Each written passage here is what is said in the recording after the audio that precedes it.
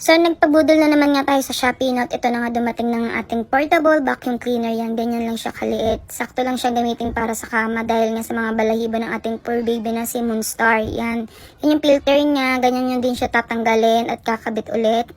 So, kompleto na siya. Meron siyang hose. Tapos, ganyan. Yan yung gagamitin natin ngayon for today's video. Kompleto na rin. At, ayun din yung ating charger. Yan, ganyan nyo lang siya isasaksak.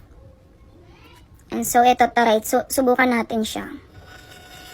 So, malakas din naman yung paghigop niya.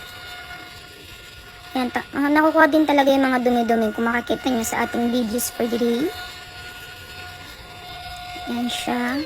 Ayan, nakuha din talaga. Malakas din talaga ang kanyang higop. So, love ko to.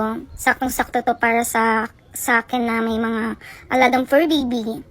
Love. Thank you, Shopee. Budol is real.